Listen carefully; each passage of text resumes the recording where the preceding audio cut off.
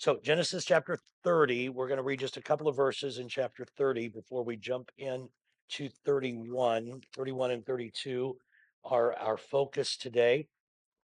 A Another great story in um, the book of Genesis. And let me just real quickly let me read the last few verses of chapter 30. Let's begin in verse 41, and then I'll kind of review you just verbally. Um, And it came to pass whenever the stronger livestock conceived, that Jacob placed the rods before the eyes of the livestock in the gutters, that they might conceive among the rods. But when the flocks were feeble, he did not put them in. So the feebler were Laban's and the stronger Jacob's. Thus the man became exceedingly, that's Jacob, prosperous, and had large flocks, female and male servants, camels, and donkeys. Now, I'm not going to review 29 chapters or 30 chapters of Genesis very thoroughly, but I do want to kind of bring you up to speed on the Jacob piece of this because we're going to be with Jacob today and then again next week. So, Jacob is the grandson, most of you know this, of Abraham. He's the son of Isaac. He is the twin brother of Esau.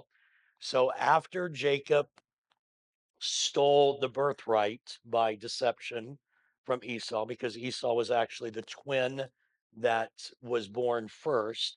So he stole his brother's through deception, stole his brother's birthright, and then through even further deception, stole his brother's firstborn blessing, tricking Isaac, whose eyesight was dim. After he did that, Esau was very angry, was going to kill him. And so Rebecca, his mother, Jacob's mother, went to Jacob and said, "You need to flee. You need to run, and your brother's going to kill you."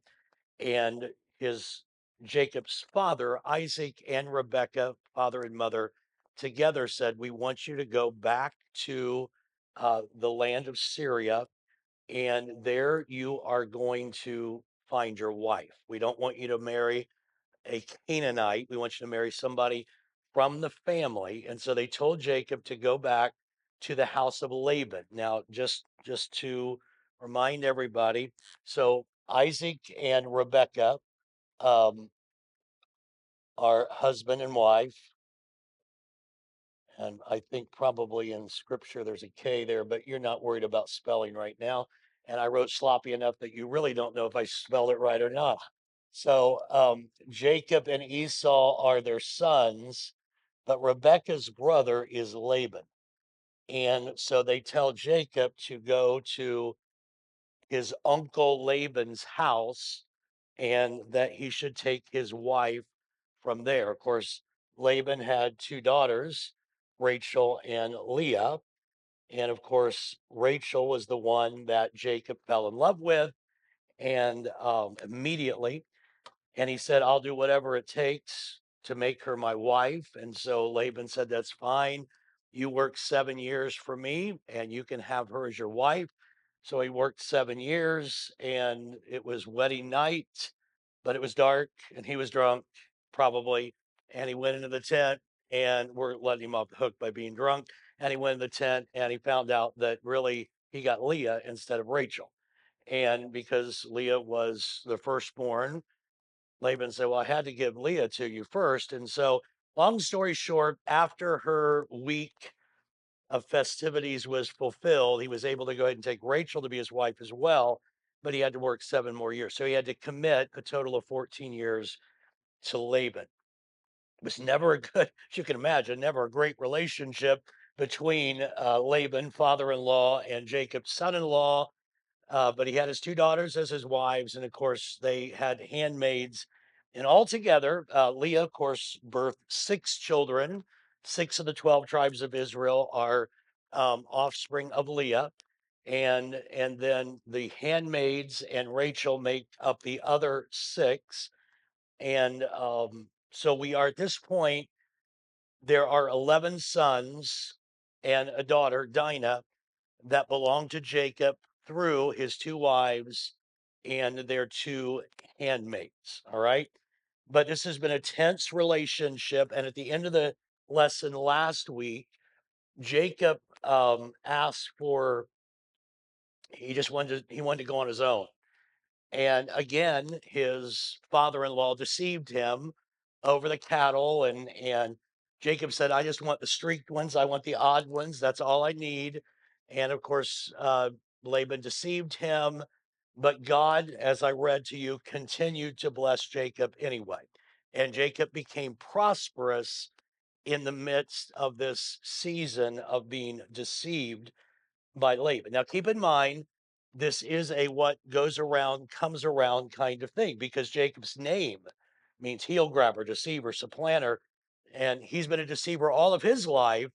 And now he's getting the short end of the stick, or it seems to be, sort of did, but now he's being blessed anyway in the midst of that. But now we get to chapter 31, and Jacob is just ready to go. And we read these words. Jacob heard the words of Laban's sons, saying, Jacob has taken away all that was our father's, and from what was our father's, he has acquired all of his wealth. And Jacob saw the countenance of Laban, and indeed it was not favorable toward him as before. And the Lord said to Jacob, return to the land of your fathers and to your family, and I will be with you. So there's a lot of, if you haven't picked up the theme, there's been a lot of overhearing that has gone on in the book of Genesis. Remember, Sarah overheard the angels tell Abraham she was going to conceive, and she laughed. Rebecca overheard Isaac tell Esau, "Go get some food for me, and I'm going to cook me a dinner, and I'm going to give you the firstborn's blessing." And that ended up, of course, tragically. Now Jacob overhears Laban's son saying that Jacob has everything that belongs to us. So they are jealous. And even though it's God that's blessed him, they are jealous because they feel like Jacob has taken, and you can imagine, taken probably part of their inheritance. And they are feeling like they are being shafted by Jacob being there. And Jacob recognized also, it's really interesting. It says in verse 2 that he saw that the countenance of Laban was not favorable toward him. And I put this in your notes. Um, the word face in the Hebrew is the Hebrew word panim, uh, Peniel, which is where we'll get to when Jacob wrestles with the angel at Peniel. He names it Peniel because I have seen the face of God. And that's the Hebrew word or the root is panim. What is interesting here is he could tell that the panim, the countenance, the face of Laban was no longer favorable to him. And it was actually the opposite. And I want you to hold your finger there, if you would, and turn to Genesis 28:15 and Genesis 28:15, and God says, "Behold, I am with you." And the word panim is actually in that phrase in Hebrew. My face, my countenance is with you, and I will keep you wherever you go and bring you back to this land.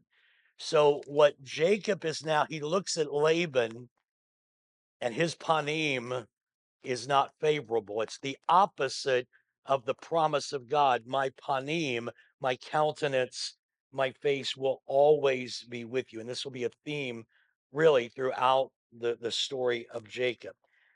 And in reality, even though the brothers are angry, it was God who had plundered Laban and had blessed and prospered Jacob because Laban had been deceptive.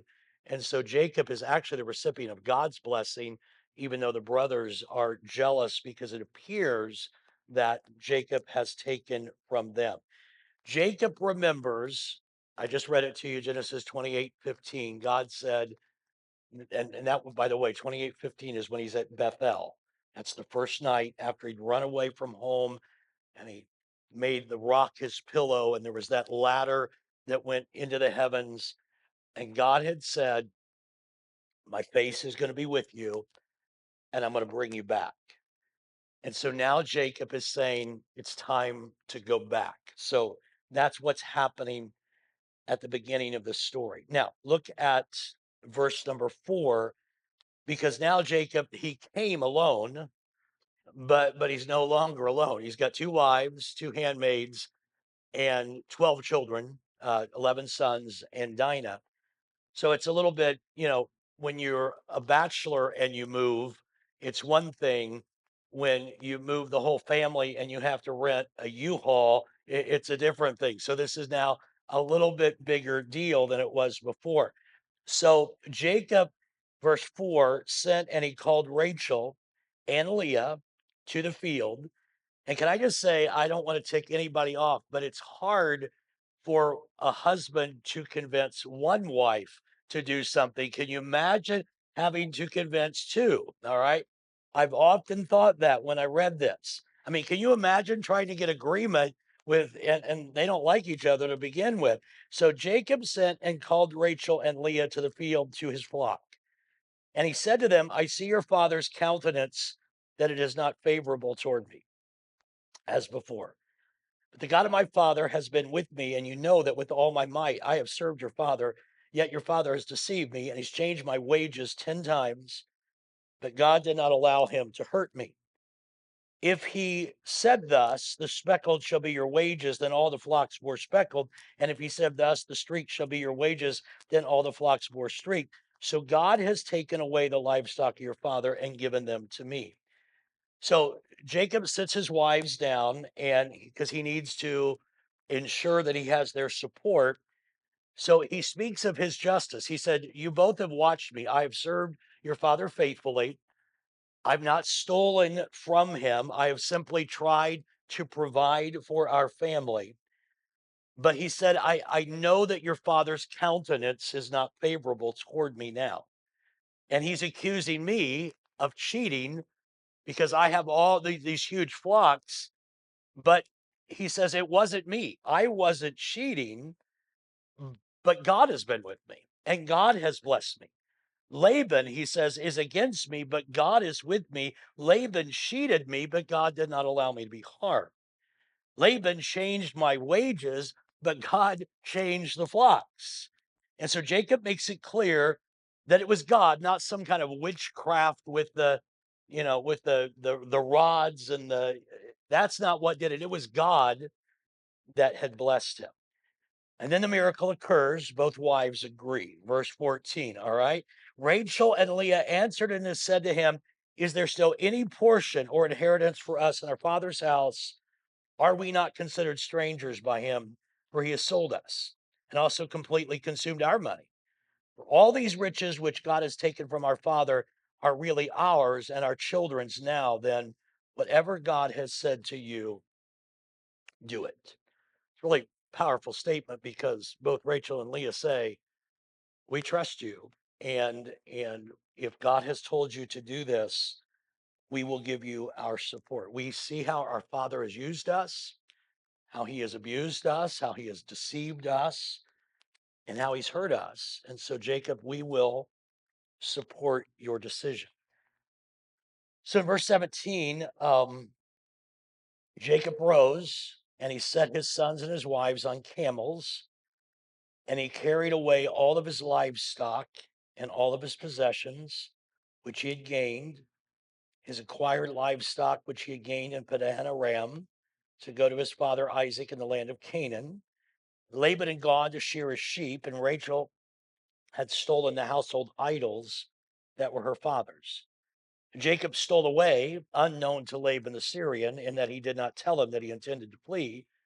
So he fled with all that he had. He arose and he crossed the river and he headed toward the mountains of Gilead. Before I jump into that, I want to go back to a statement that I put just because I think it's important to shape what we're talking about today. In the introduction, I failed to say really how this lesson is laid out. Um, but what we're seeing today in this lesson is a really important season in the journey of Jacob. Um, and there's two components of this journey. First, his flight from Laban, that's what we're looking at now, and then his trek toward transformation, which will be what we end with today. So there's really 31 is he's running from Laban, and in 32 he's running toward transformation. So that's important to see. So we're down to the bottom of page 1. So he flees. And by the way, he has more stuff now. He's been so prospered. He has more stuff now than when he fled from Esau because he thought Esau was going to kill him. By the way, that is the story. Remember Abraham, when he lied about Sarah, said she's my sister. And when he got kicked out of there, he left with great possessions. And then Isaac did that twice, and he left with great possessions. When Israel in book of Exodus will finally leave Egypt, they will leave with great possessions. It's amazing how the grace of God blesses his people. Even though we fail, he still blesses us. And so now Jacob is leaving with more than he came with. It was a good time to leave. It was sheep shearing time. It was in the spring. So Laban was gone. So this would be an easy time to exit. But in the midst of all that's going on, Rachel, his beloved wife, stole her father's household idols. Now, you can read 12 commentaries and you can get 12 different reasons why she did it. Uh, some people think that she still superstitiously believed in her father's God. Some people thought she was just doing it for spite. You can make up your own mind. I think I lean toward that. But again, let me just remind you, as we've studied all through Genesis, I've said over and over, do not sanitize this story and make these people saints. These are just human people who make dumb decisions like we do out of emotion. And the story, the miracle is that God weaves it together and makes good. It's not that these all are perfect spirit-led people. They're not. They fail time and time again. So they they fled and headed. That's where the ED was coming. All right. They fled and headed, all right, to the homeland of um, his father, Jacob's father. Laban hears that they have fled, and so he is going to pursue them. Let's look at verse 20. Jacob stole away, unknown to Laban, the Syrian, because he didn't tell him he intended to flee. So he fled with all that he had. He arose and he crossed the river and he headed toward the mountains of Gilead. And Laban was told on the third day, so Jacob gets a 2 or 3 day head start, that Jacob had fled. So he took his brethren with him and he pursued him for 7 days' journey and he overtook him in the mountains of Gilead. So you can kind of see the time frame here. Um, he got a 2 day head start. On the third day, Laban finds out. So he goes and it takes him 7 days. So we're looking at 9, maybe 10 days that Laban, after Jacob had fled, that Laban finally catches up with him. Laban overtook him, verse 25. And Jacob had, wait a minute. Let me go back to verse 24. He overtook him in verse 23, verse 24. But God had come to Laban the Syrian in a dream by night to him and said, be careful that you speak to Jacob neither good nor bad. So Laban overtook Jacob. Jacob had pitched his tent in the mountains, and Laban with his brethren pitched in the mountains of Gilead. Now, a couple of things here. So Laban finds out that Jacob is gone, catches up with Jacob, and then he has this dream. And God says in the dream to Laban, when you catch up with Jacob, do not speak to him good or evil.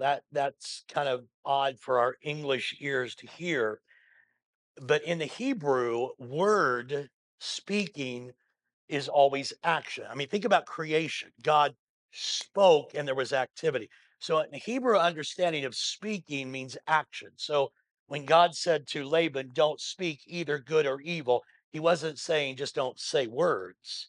He was saying don't act in a manner. In other words, don't try to take some kind of legal action against him. Don't try to bring him back with some kind of legal manipulation. So that's what that dream means. Now, So verse 25 again, Laban overtook him. Jacob had pitched his tent in the mountains. Laban pitched in the mountains of Gilead. Verse 26, Laban said to Jacob, "What have you done that you've stolen away unknown to me and carried away my daughters like captives, taken with a sword?" In other words, why you kidnapped my daughters?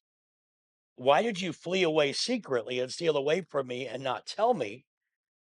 For I might have sent you away with joy and songs. Now you understand that wasn't going to happen. All right. That's a bunch of bunk, is what that is. But that's what he said. And with timbrel and harp, I might have thrown you a party before you left. And you did not allow me to kiss my sons and my daughters. Now you've done foolishly in so doing. It is in my power to do you harm. But the God of your father spoke to me last night, saying, "Be careful that you speak to Jacob neither good or bad. And now you have surely gone away because you greatly long for your father's house." And then he throws this one out there. "And why did you steal my gods?" So Laban makes his complaint. By the way, the pitching of the tent, the Hebrew word for pitching is taka. And it's a word, it's not used that often in this context, but it is used to it's a word that's very forceful, to pound something or thrust something in the context of hostility. So he pitched his tent. There's some, it kind of sets up the context for this is a hostile kind of confrontation that's taking place.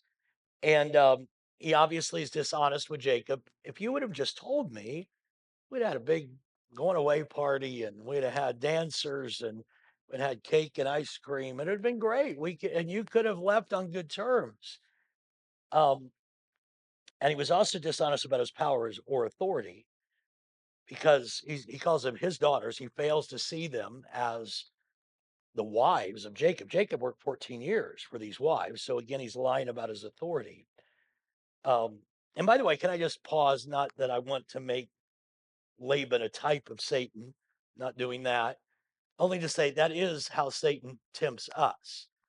Just hang around a while and it'll be good. And he lies about his authority in our lives, lies about how good sin can be. That's why sin, the pleasure of sin lasts only for a season. It's exactly what Satan does. It would have been so much better if he'd have just stuck with me. And besides, I have authority in your life. Laban is doing that same kind of thing. But he does say to Jacob, "I'll not try to exert full power because I had this dream." And God said, "Neither speak good nor evil." And again, you really get the sense of that Hebrew speaking because I have power to do harm to you, but I was told not to speak good or evil. So that kind of enforces that term for speaking, it's action. Um, and then he says, "And why did you steal my gods?" This brings up an interesting section as well. Jacob is surprised by that. "What do you mean I stole your gods?" Look at verse 31. Jacob answered and said to Laban, "Because I was afraid." He's answering why he left. "For I said, perhaps you would take your daughters from me by force. With whomever you find your gods, however, do not let him live. In the presence of our brethren, identify what I have of yours and take it with you." For Jacob didn't know that Rachel had stolen them. So Jacob said, "My reason for fleeing was I was afraid you were going to try to take forcefully my wives from me." But he was very confident that no one had taken, we didn't take your idols. Nobody here, not in our group. You're just making that up. And isn't it interesting how much alike Jacob and Rachel really are? Um, Both have deceived, and she has the gods. She took them in a deceptive manner.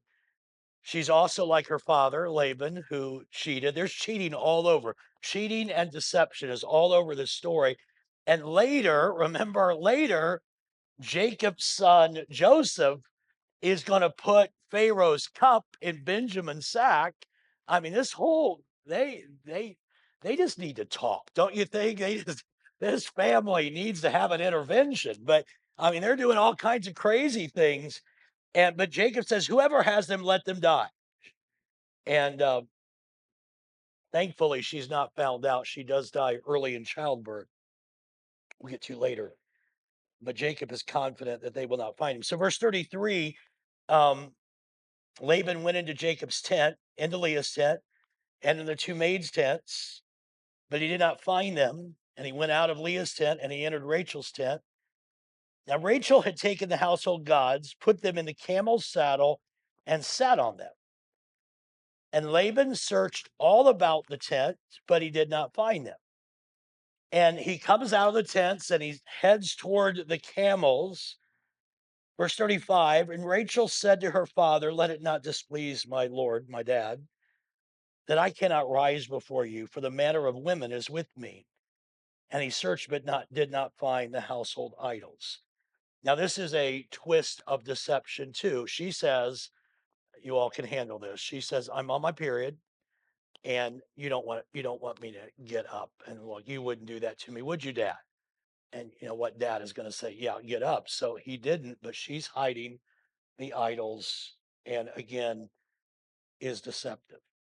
I'm not going to ask how many knew that was in the Bible, but that's in the Bible. All right. So um, that's only touching the tip of the iceberg for what we're going to get when we get a couple chapters down the road. So obviously Rachel did not hold those idols in high esteem. That's why I think she was simply taking them out of spite. But nevertheless, um, he didn't find the idols. Verse 36, then Jacob was angry and he rebuked Laban. And Jacob answered and said to Laban, what is my trespass? What is my sin that you have so hotly pursued me? Although you've searched all my things, what part of your household things have you found? Set it here before my brethren and your brethren that they may judge between. If you found something, buddy, bring it up. That's what he's saying. These 20 years, and he goes on this, he's pretty hot. Um, these 20 years I've been with you. Your ewes and your female goats have not miscarried their young, and I have not eaten the rams of your flock. That which was torn by beasts, I did not bring to you. I bore the loss of it. You required it from my hand, whether stolen by day or stolen by night. There I was. In the day, the drought consumed me, and the frost by night, and my sleep departed from my eyes. Thus I have been in your house 20 years. I served you 14 years for your two daughters, and 6 years for your flock, and you have changed my wages 10 times. Lest the God of my father, the God of Abraham, and the fear of Isaac had been with me, surely now you would have sent me away empty handed. God has seen my affliction and the labor of my hands and rebuked you last night. Um, Jacob has had enough, all right? And he goes on this very hot diatribe and no fault found. You didn't find any idols. 14 years I worked for two wives, 6 more I worked for your flocks. And if it wasn't for God, you would have sent me away empty handed. You changed my wages 10 times. He is angry and he lets Laban know about it. And then we get to verse 43.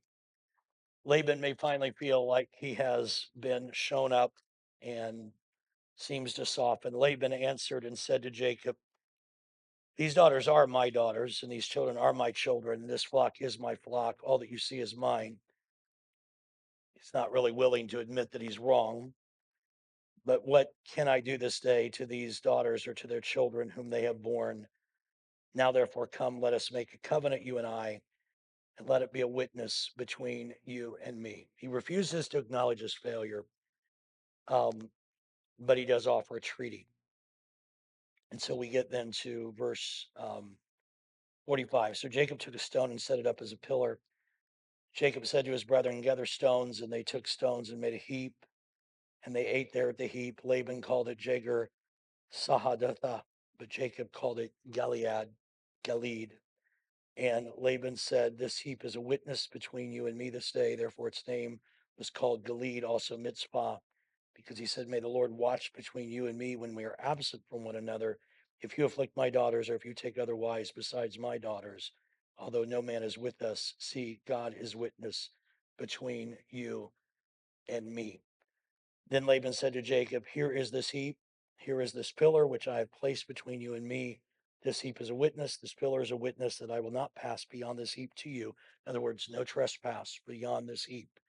The God of Abraham, the God of Nahor, the God of father, judge between us.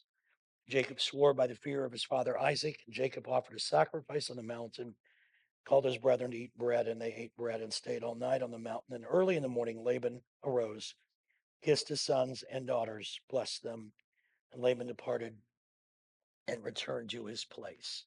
So they make this heap or this altar. They make this covenant. It's a witness heap. Mitzvah means watchtower. Um, and Laban says, if you mistreat my daughters, by the way, he was the one that did that. But if you mistreat my daughters, you will pay for that. And the sacrifice becomes the seal of the treaty. The night before, they were in hostile camps, but now they eat a meal and they celebrate a treaty together. And there has been some sense of reconciliation. Just a couple lessons from chapter 31. First of all, God is active in this. He has given dreams to Jacob and he has given dreams to Laban. God is always active, even in our mess. Secondly, God allows Rachel to carry out the debasing of Laban's gods. I mean, um, can I just have you look at real quickly Isaiah 46? Hold your finger in, hold your finger there in Genesis, but just go to Isaiah 46.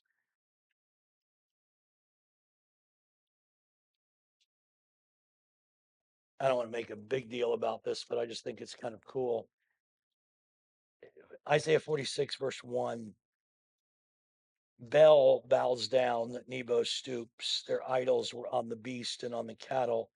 Your carriages were heavily loaded, a burden to the weary heart. They stoop, they bow down together.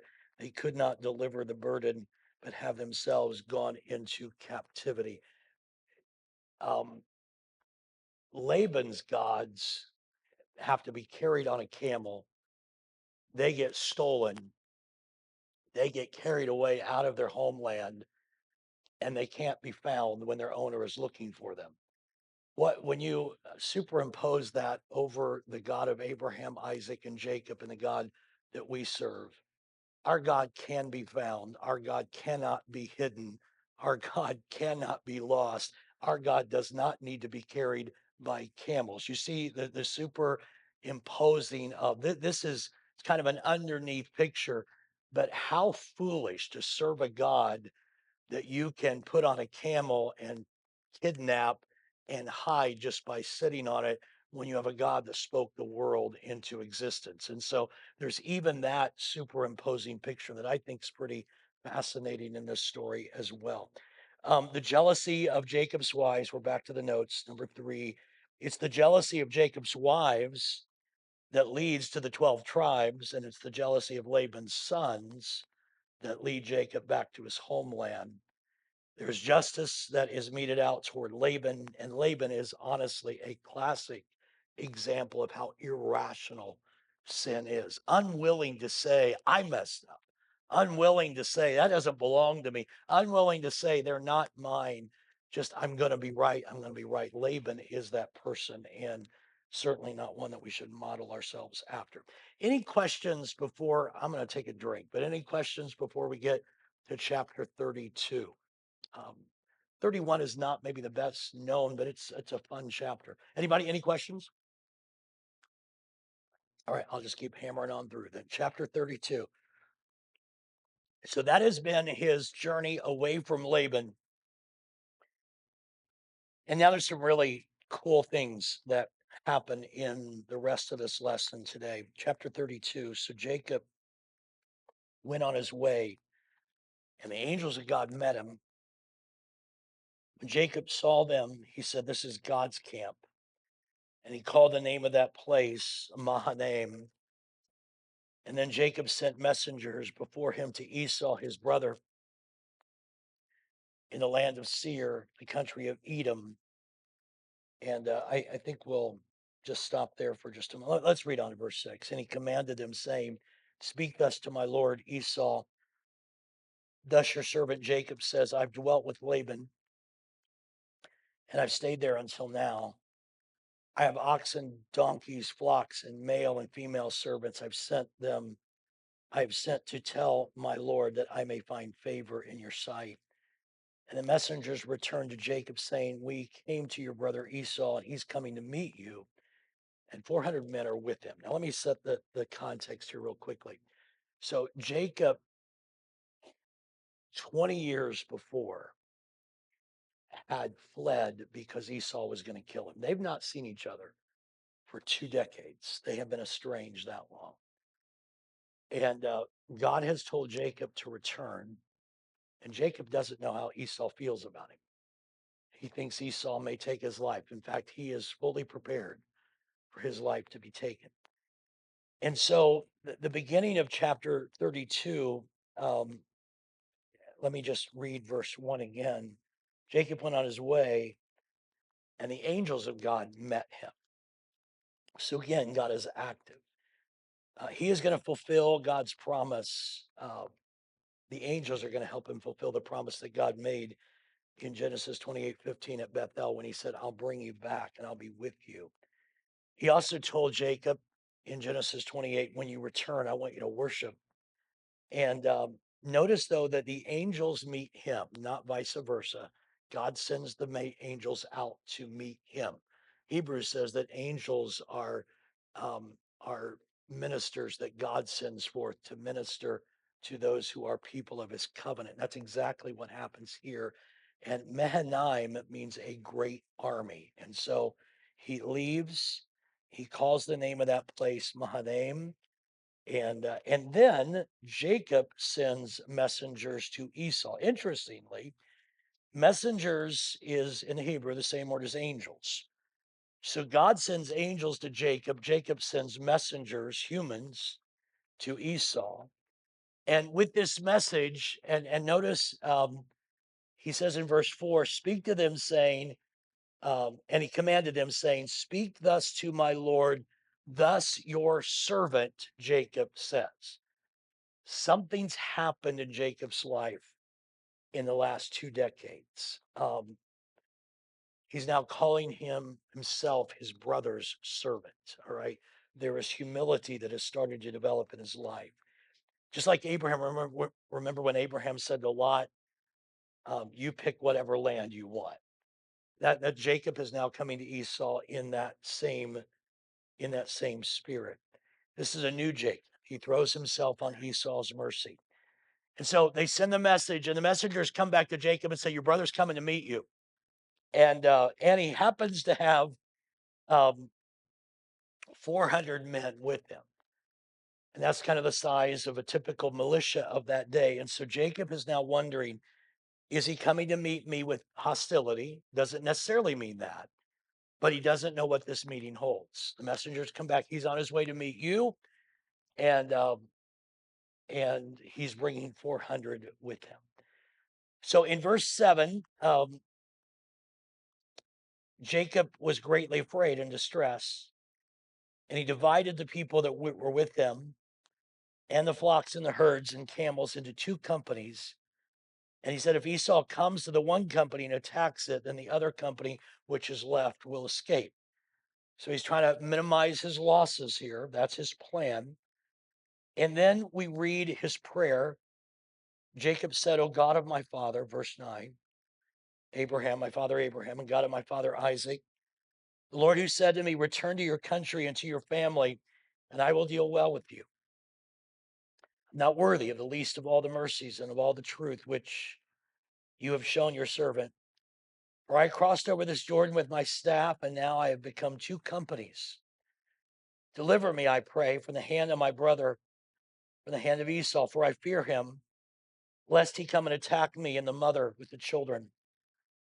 For you, Lord, said, I will surely treat you well and make your descendants as the sand of the sea, which cannot be numbered for a multitude. So his prayer is rooted in the covenant that God had made with Abraham and Isaac. By the way, this is the first recorded prayer of Jacob, and it is banking on the promise of God. I'm banking, God, on what you promised to me. It's also, interestingly, the only extended prayer in the entire book of Genesis. Again, his humility signals that something has changed in his life. Yeah, Linda? Yeah. That's really good. That's excellent. She talks about the angels that were with Jacob at Bethel, and now they're with him at Peniel. He's going to wrestle with one in just a little while. Um, so he's definitely protected by God. And again, you see his humility, and he's clinging to the promise of God. Verse 13, there's some interesting verbiage here that I want to bring out. So he lodged there that same night, and he took what came to his hand as a present for Esau, his brother. So he's gonna give his brother a present when they meet. 200 female goats and 20 male goats, 200 ewes and 20 rams, 30 milk camels with their colts, 40 cows and 10 bulls, 20 female donkeys and 10 foals. Then he delivered them to the hand of his servants, every drove by itself, and said to his servants, "Pass over before me and put some distance between successive droves." In other words, this is going to be like a um, what's the term when you do a dinner and you go from one house? Yeah, it's going to be a progressive gift. Okay, that's what this is.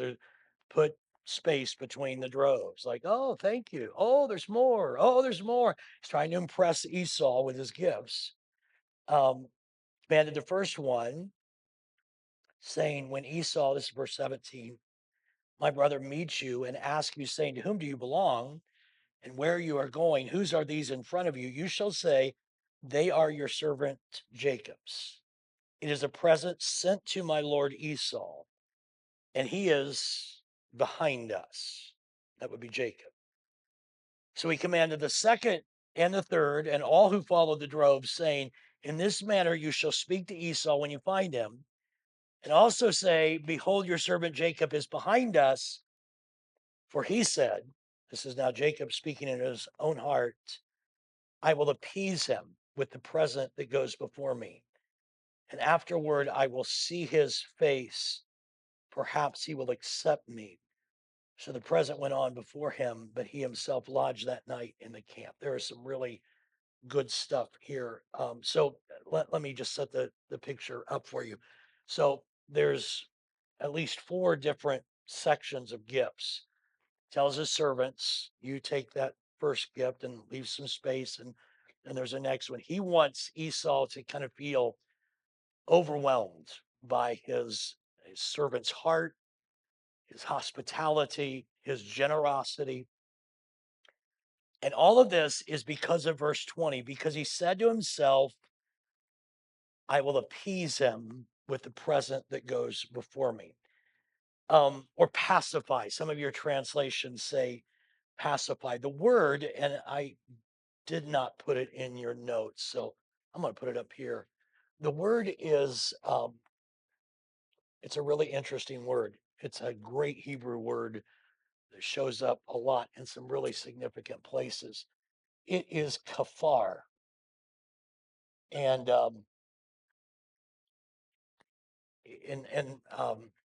one of the kafir is one of the derivatives of that. And it means to appease or to pacify. Um, or it even means to cover the face. And I'll explain all of that in just a moment. Yeah, it's Kapar. That's the transliteration of it. All right. And then Kippur is Kippur. That's a derivative of kafar. Um, so it means to pacify, to atone, or to cover. Let me give you a couple of illustrations where this word shows up. Remember when the ark, okay, the ark, and they put the eight, he was told to build the ark and then pitch it inside and out with tar. The pitching of the ark was kafar, cover it, appease it, cover it. Think about this now. So what was that ark? What did that ark do? And what did the pitching do? The ark saved those 8 people, did it not, from the judgment of God, right? I mean, if that ark would have sunk, they would have died in the judgment of God, the waters of judgment. But God said, no, I want you to pitch it, kafar it, appease it, pacify it, cover it, so that these 8 are saved inside of this atoned for ark.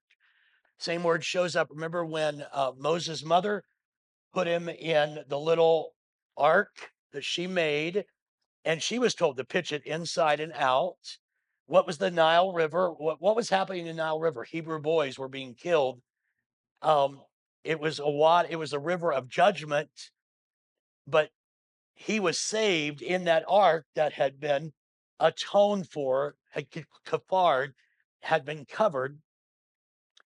And Kippur, you've heard of Yom Kippur, it's the Day of Atonement, the covering, the mercy seat is where the blood was placed to atone for the sins of the people. When our sins are atoned for, what does it do? It saves us from the judgment of God, just like the ark, just like the little boat that Moses was in. And I hope that I will appease him, he said. And it literally means to pacify or to cover the face. Now, that seems again weird in English, but the face, um, you all know what somebody whose face gets red means, right? Unless they have high blood pressure. All right. You know what it means. They're angry. When your face gets red, you're angry. And so when they would kafar, they would appease. In the Hebrew mind, it was to bring the anger down. All right. So Jacob is saying, I want to send this gift. It might bring the anger down of Esau. And again, I just want to make this little leap. That's what Jesus did on the cross. He brought the wrath of God down because he made atonement for our sins. That makes sense to everybody. And that's not an accident. This is a theme all the way through scripture. Yom is day, Kippur is atonement. So Yom Kippur is the day of covering, the day of appeasement, the day of pacifying. So go back to verse 20. That was a lot. I know I just gave you a lot. Had nothing to do with Genesis, but it was a good place. And so say before your servant, say, behold, your servant Jacob is behind us. For he said, I will kafar, I will appease him with the present that goes before me. And afterward, I will see his face. Perhaps he will accept me. All right. The word accept is the Hebrew word nasa, Nasa. And it literally means to lift up. You've heard me tell this story when I was taking Hebrew in seminary, and just vocabulary words. To remember these words, you had to have little pictures. And I was so Nasa means to lift up. Well, that's NASA. And so seriously, that's how I remembered it. I never forgot it. Lift up. So Jacob says, if I can appease him, if I can kafar him, maybe he will lift up my face. Now, let me show you why that's important. Because if you are standing before someone who's angry at you, think about your kids when you were going to discipline your kids and they knew they were in trouble. Am I not right? But what a meaningful thing when you lift up their face. I'm not angry at you. And that's what, see, our sins are atoned for, so we don't have to stand before God like that. He lifts up our face. You can see me. And that's what Jacob is saying. Maybe I will atone, appease him, and he will lift up my face, and we can have reconciliation. All of that is in that verse. Really powerful. So, verse 21. So the president went on before him, but he himself that night lodged in the camp. In verse 22, and he rose that night And he took his 2 wives, his 2 female servants, and his 11 ones, and he crossed over the ford of Jabbok. He took them and he sent them over the brook, and he sent over what he had. So now this night is a time of distress, but it's going to be a time where God is going to reveal himself in an awesome way. As a matter of fact, this night is going to put an end to Jacob's dark nights. Remember Bethel 20 years prior? It was a dark night. God showed up with the angels.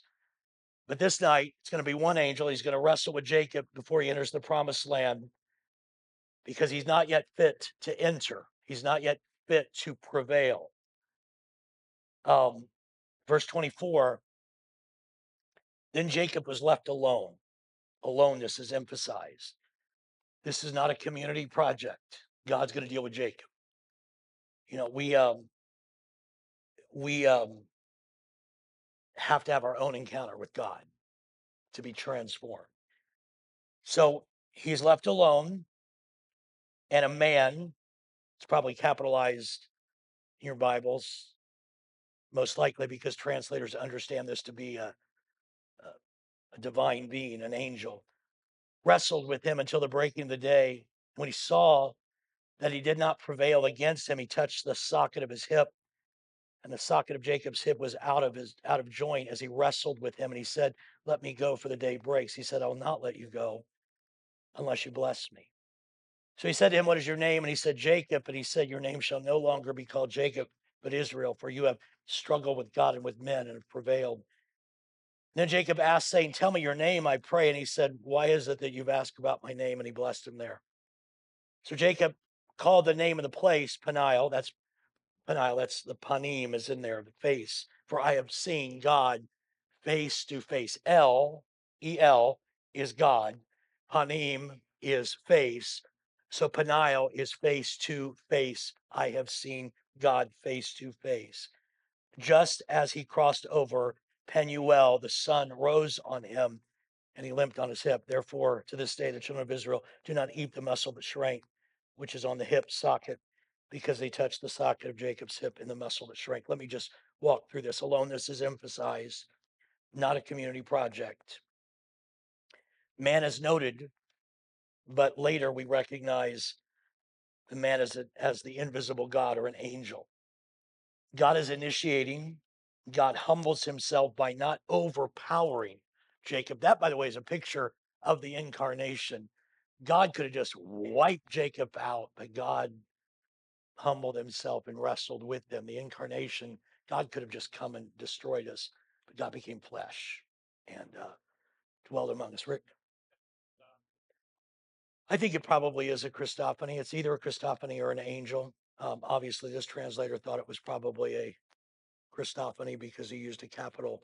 Christophany, by the way, just to reiterate, a theophany, theo is God, phane is phantom. It's where we get presence or appearing. So a theophany is an appearing of God in some kind of other form. A Christophany would then be an appearance of Christ in the Old Testament in a presence that is not normally recognizable. And a lot of people believe this is a Christophany. He's wrestling with this man.